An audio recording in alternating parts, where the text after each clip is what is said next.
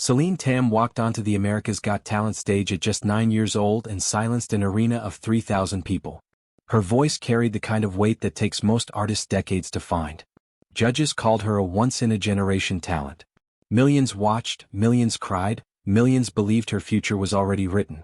But behind that extraordinary voice was a family story far more complicated than any televised performance ever revealed, and the truth behind her rise is far darker. Celine Tam Tia Ziquan was born in Hong Kong in 2008. And from the very beginning, music in her household was not a hobby. It was not something that happened on weekends or at school recitals. It was the foundation the family was built on. Her father, Peter Tam, was a vocal coach and performer himself. He had spent years working in Hong Kong's entertainment circuit, and when Celine showed early signs of ability, he didn't wait. Training began before she turned 5 years old. Not casual singing. Structured, deliberate vocal work, the kind normally reserved for teenagers preparing for conservatories. By the time she was 7, she had already performed publicly in Hong Kong more than 40 times. That number is not an estimate. It comes from local entertainment records that tracked her regional appearances during that period. 40 performances before most children have lost all their baby teeth. Peter managed everything. Song selection. Stage presence. The way she carried herself in front of a crowd. According to people familiar with the Hong Kong entertainment scene at the time, he was present at every rehearsal, shaping not just how she sang but how she spoke about singing. Local media covering her 2016 regional performances noted something that didn't quite fit the narrative of a naturally gifted child. They described her performances as technically precise but emotionally unusual for a child her age. That phrase, emotionally unusual, is the kind of careful language journalists use when they notice something they can't fully explain. Her mother was almost entirely absent from her public story. Not just from interviews or stage appearances, from the story itself. At a time when most child performers are introduced to audiences alongside both parents, Celine's mother was simply not there. That absence went largely unexamined in 2017. It wouldn't stay that way. She did not arrive at the AGT audition as a discovered talent, a child who wandered in off the street and stunned everyone.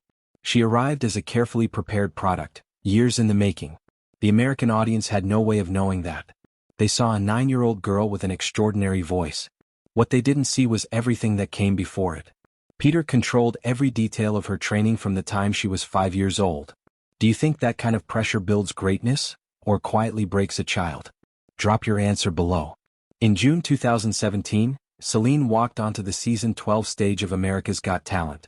She was 9 years old, barely tall enough to reach the microphone stand. And she performed, "You Raise Me Up." That song choice was not accidental.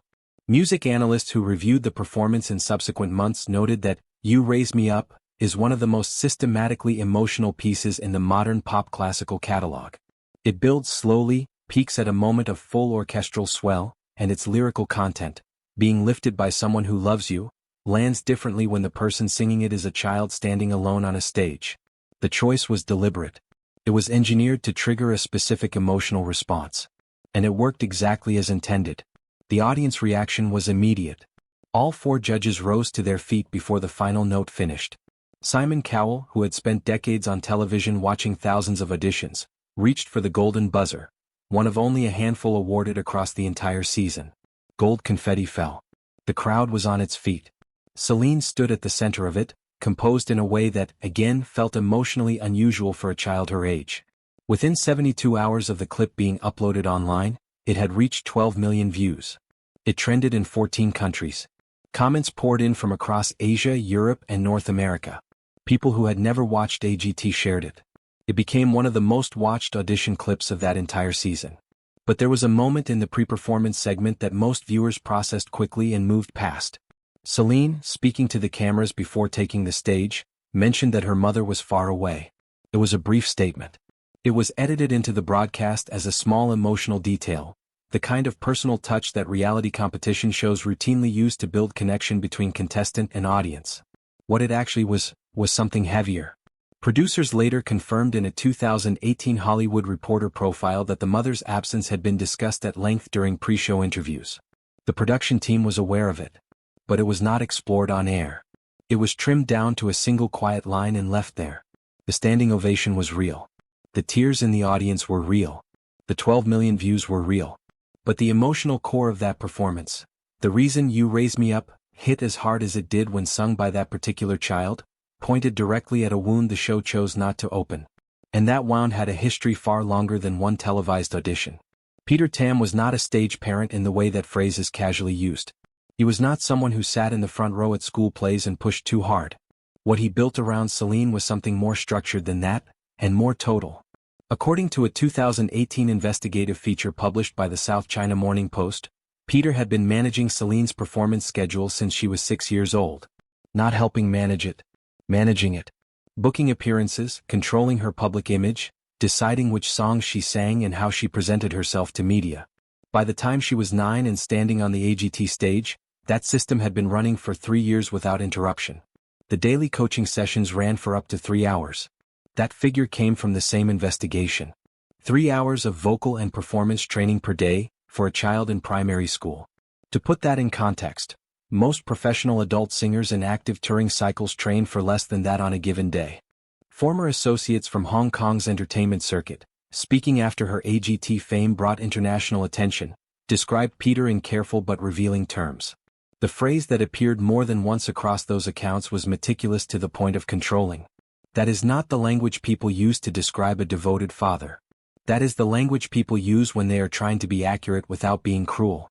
He was present at every rehearsal during the AGT filming period. Every press appearance. Every off-camera meeting.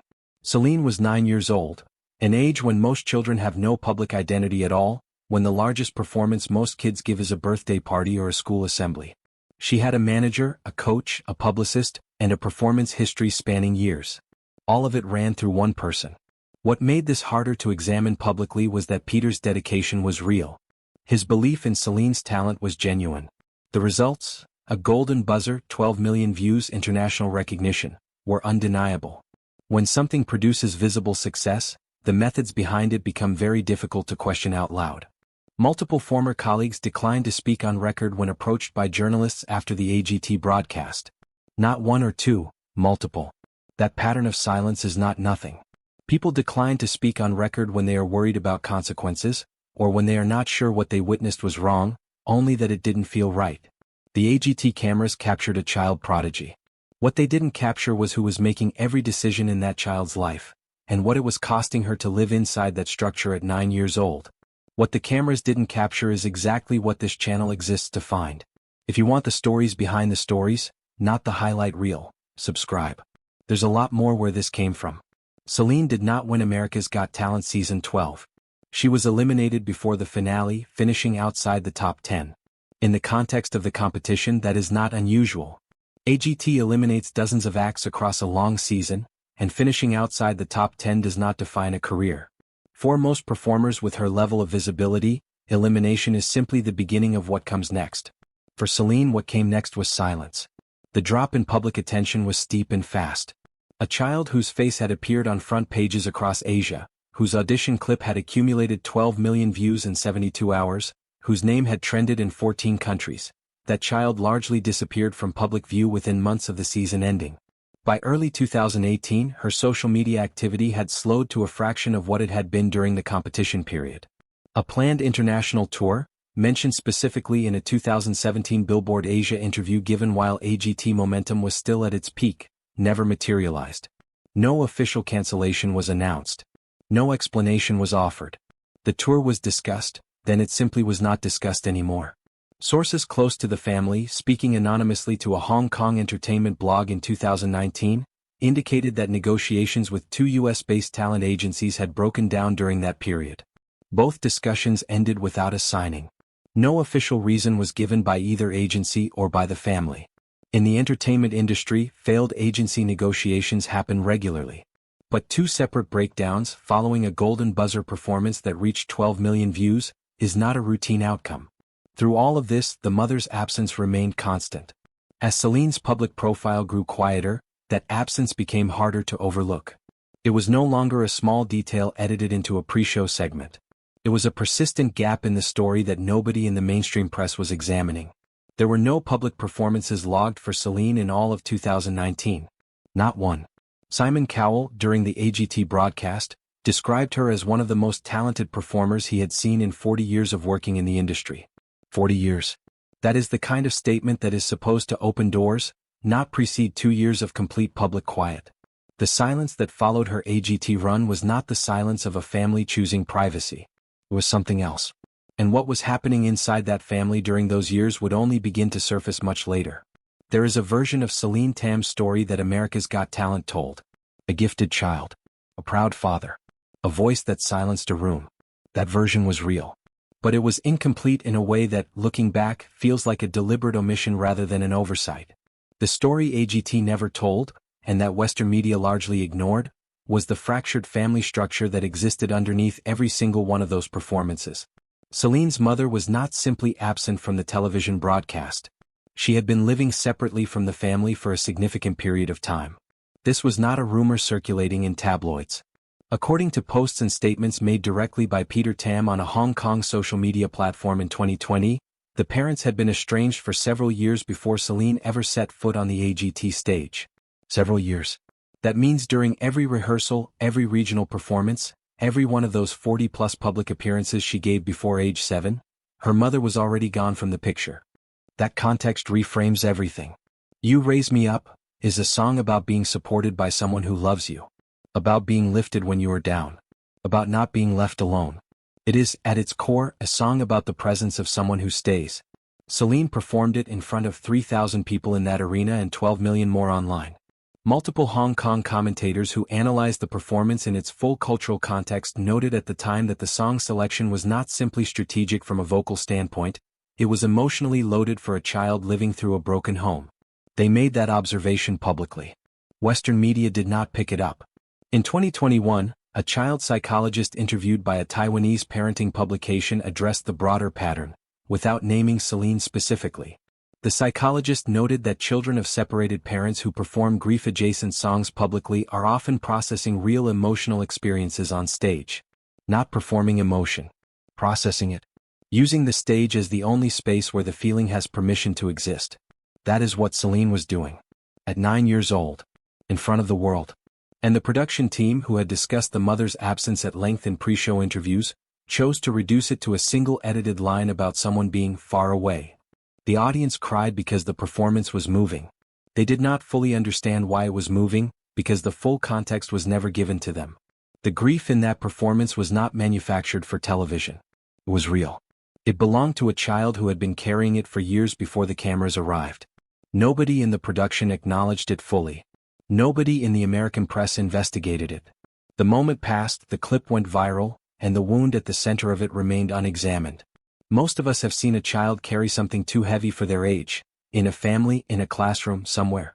Celine carried hers in front of 12 million strangers. If that connects with something you've seen or lived, say it in the comments. By 2022, Celine Tam had largely stepped away from the international spotlight. Not with an announcement. Not with a statement. Simply by being less and less present until the absence became the default. She continued performing in limited regional contexts across Asia. Occasional videos appeared on her YouTube channel, the same channel she had maintained since 2016, showing a teenager who still possessed something genuinely rare. The voice had grown. The control was still there. Whatever Peter had built in those early years of daily 3-hour training, it had not disappeared. But the audience had. Her YouTube channel carries over 800,000 subscribers, a number that reflects the wave of attention that followed her AGT audition. Recent uploads average fewer than 50,000 views. That gap, between 800,000 subscribers and 50,000 views per upload, tells its own story. The people who subscribed in 2017 because a clip moved them have largely moved on.